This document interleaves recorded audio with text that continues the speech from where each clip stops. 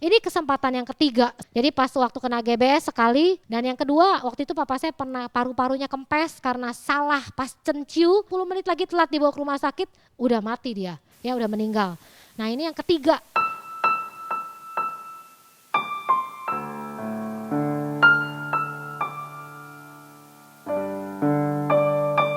Shalom, jemaat yang berkemenangan.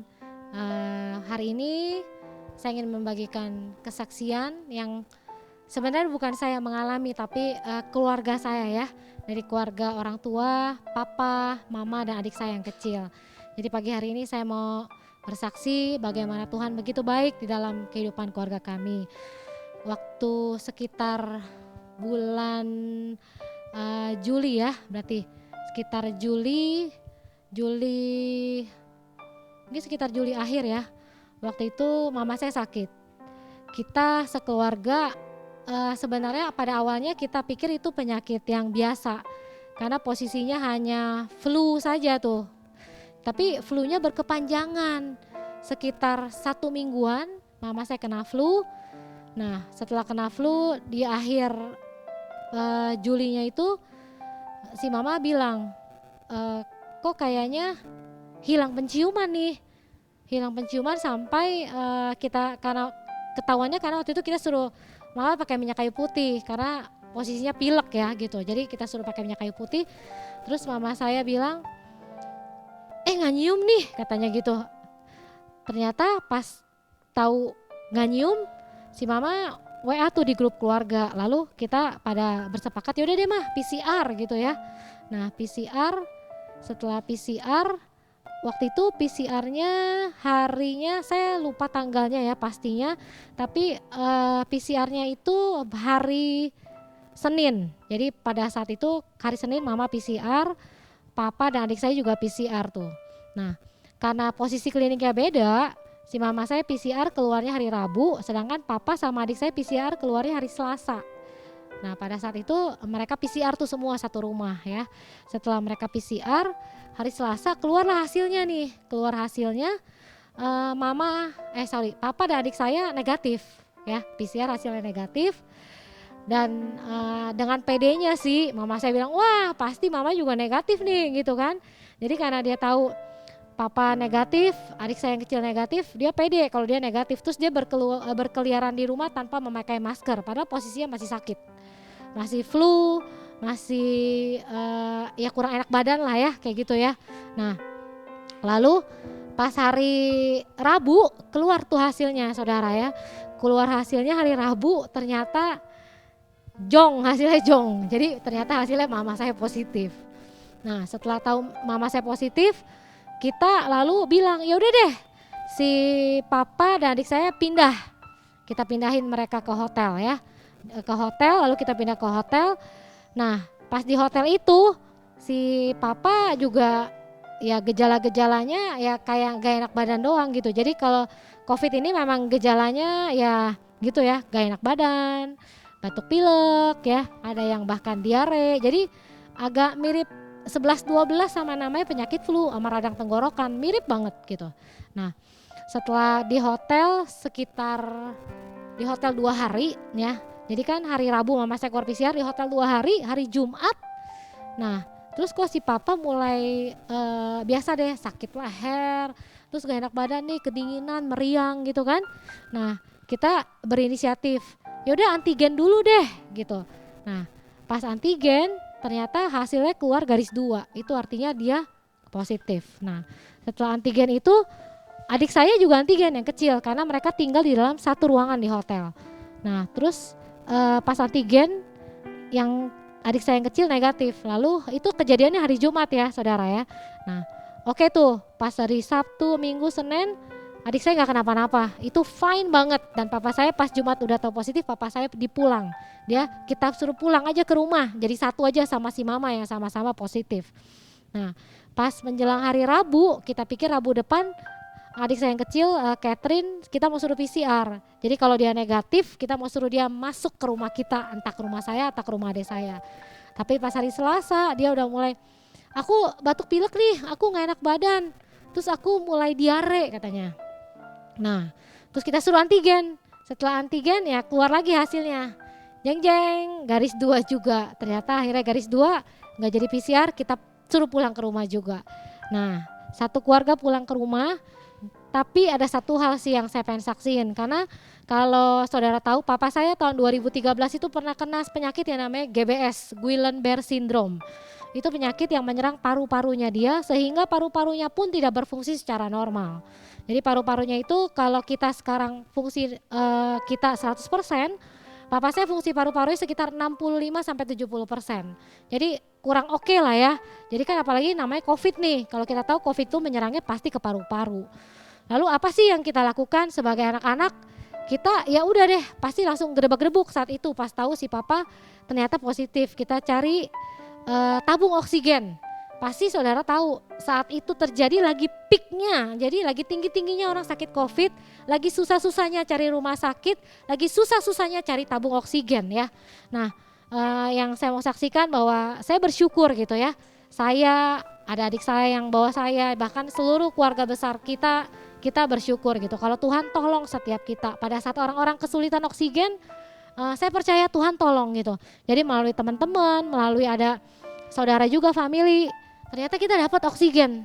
Kita dapat oksigen saudara, bukan hanya 1, tapi kita dapat 3 tabung. Kita dapat 3 tabung, yang 1 tabung dikasih oleh teman mama saya itu.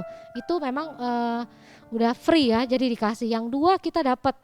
Jadi kita punya 1 tabung oksigen besar dan 2 tabung oksigen yang sedang. Dan itu maksud saya satu hal yang udah amazing sih menurut kita gitu ya. Pada saat orang susah oksigen dan pada saat saya pun namanya ngisi oksigen, orang-orang bilang oksigen langka, nggak ada isinya di mana-mana. Saya bersyukur selalu dapat, saudara, nggak pernah nggak dapat.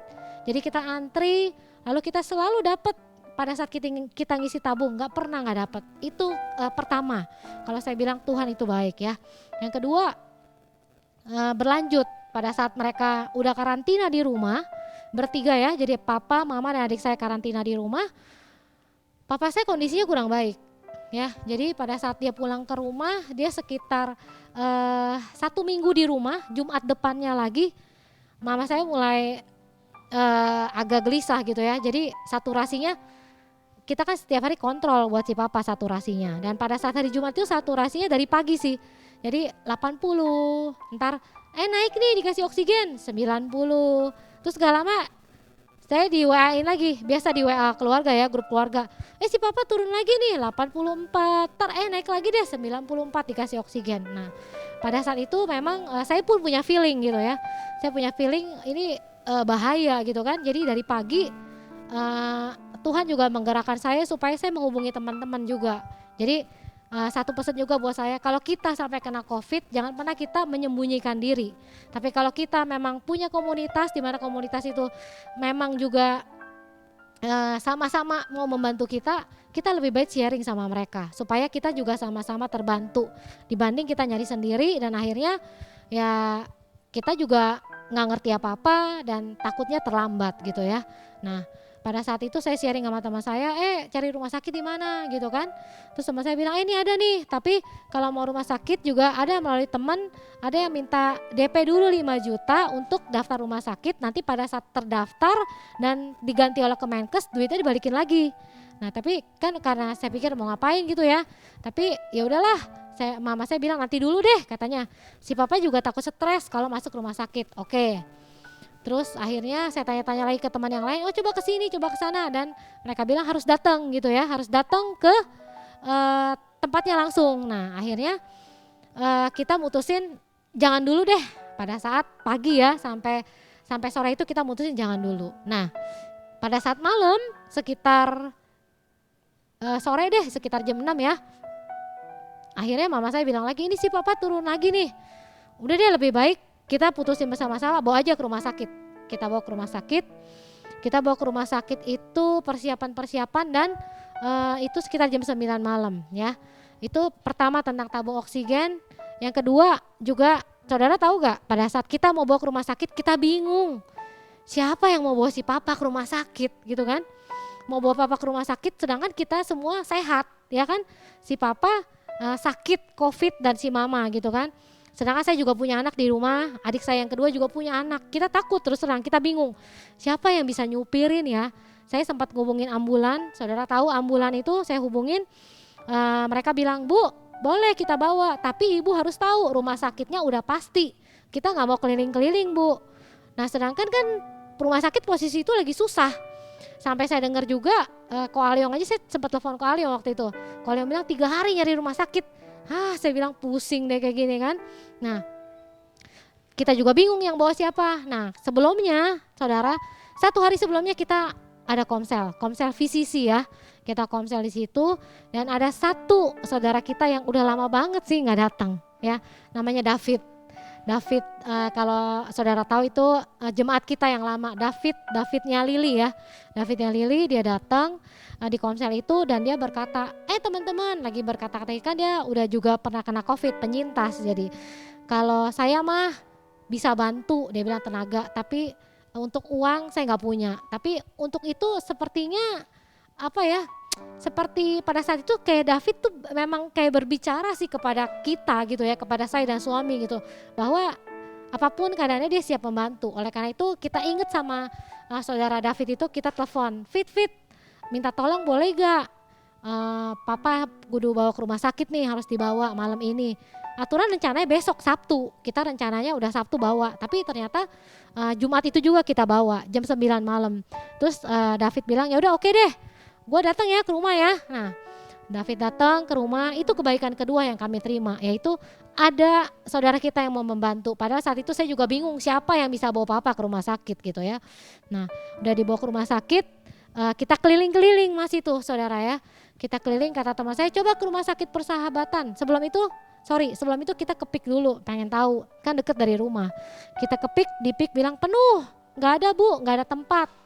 Akhirnya saya bilang coba ke Persahabatan, katanya di Persahabatan pasien seberat apapun akan diterima karena mereka itu punya komitmen bahwa akan menerima gitu. Akhirnya kita ke Persahabatan, di Persahabatan memang mereka menerima, tapi posisinya mereka nggak punya tabung oksigen. Sedangkan pada saat itu tabung oksigen yang di rumah udah mulai tipis gitu ya.